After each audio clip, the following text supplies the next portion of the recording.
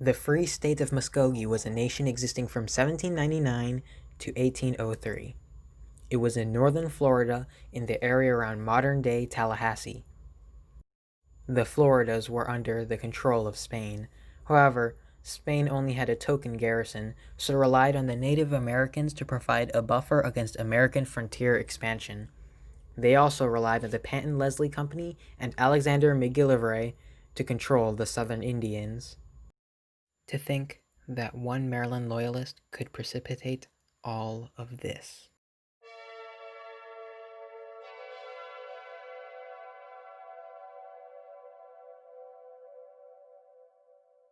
William Augustus Bowles was born in Maryland in 1763. He became part of a unit of loyalists that were sent to strengthen the garrison in British West Florida when the American Revolution broke out, which Spain and France assisted the US in. However, at the age of 15, he was dismissed for a breach of discipline and left in Pensacola. He met and befriended a party of Creeks. He went off to live with them. He adopted their culture and language. He married the daughter of a chief and soon became a chief himself. 2 times he helped the British against the Spanish who were trying to regain the Floridas. Due to this, he was reinstated in the army. After the fall of Pensacola in 1781, he was repatriated with other British prisoners and retired on half pay. He returned to his life with the Creek until the British departed and evacuated him to New Providence in 1785. While there, he met Miller and Bonamy's trading firm, who were eager to trade with the Florida Indians and break the monopoly of Panton-Leslie Company.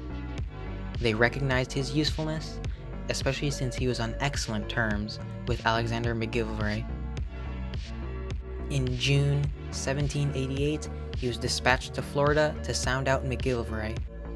They agreed to introduce goods from New Providence, and in October, William Augustus Bowles landed at Indian River with the goal of seizing Panton's stores and to subvert the Spanish authority. But things soon went awry as a Spanish policy change regained McGillivray's loyalty, and Spanish garrisons were soon alerted. The filibusters deserted when they didn't encounter the easy victory they expected.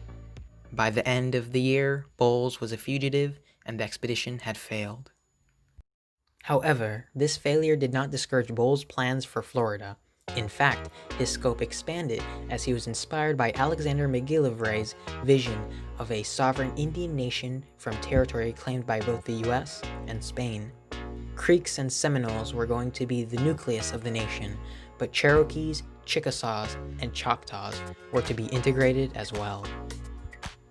While this early plan was vague, he had a few considerations.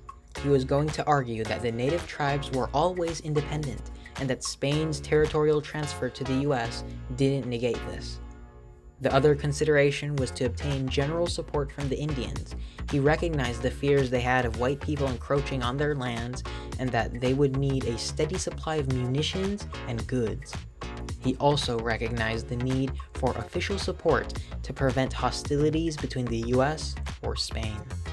In 1790, he went to Halifax, then London, where he argued that the United Nation of Creeks and Cherokees should receive recognition along with commercial deals.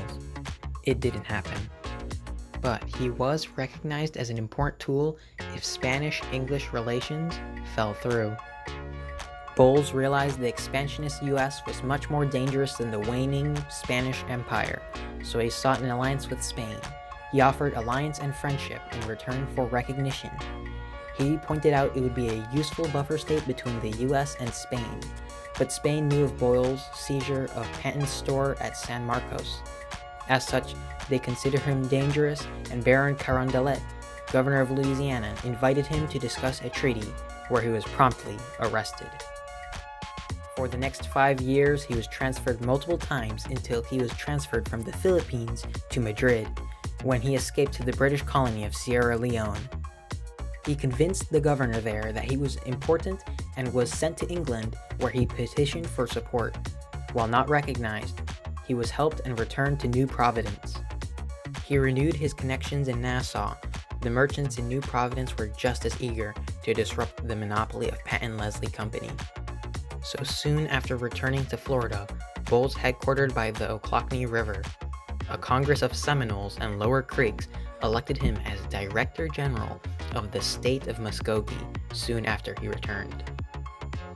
To deal with the U.S., Bulls sent a letter listing the U.S.'s transgressions against them, but that they would sign a treaty for recognition and termination of the Boundary Commission as they were surveying the Floridas. But if they subverted their independence, that would be grounds for a declaration of war. Bulls then had to deal with Spain, who put a bounty of 4,500 pesos for his capture. On April 5, 1800, the state of Muskogee declared war against Spain. He cited 3 reasons as grounds to war: the Spanish-American Treaty of 1795, Spanish interest in internal affairs, and the attack by Spain against Bulls' headquarters.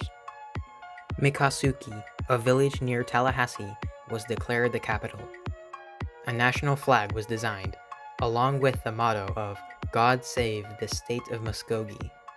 Soon after Bulls created an army, he led his army to Fort San Marcos, which surrendered on the 18th of May, 1800. But Spanish reinforcements 5 weeks later caused Bulls to withdraw. A small navy of privateers was even formed, though its influence was limited to seizing Spanish shipping.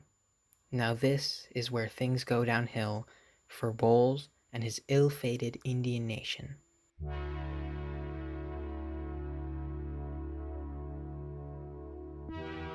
He soon lost support from the British, as they saw him as dangerous. Spain was embarrassed by his impunity.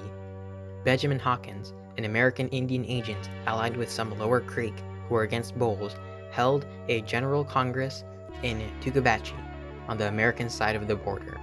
Bulls was hoping to be elected king of the Seminoles, Creeks, Cherokees, Choctaws, and Chickasaws. However, he was seized by Hawkins' allies and was delivered to Governor Folk.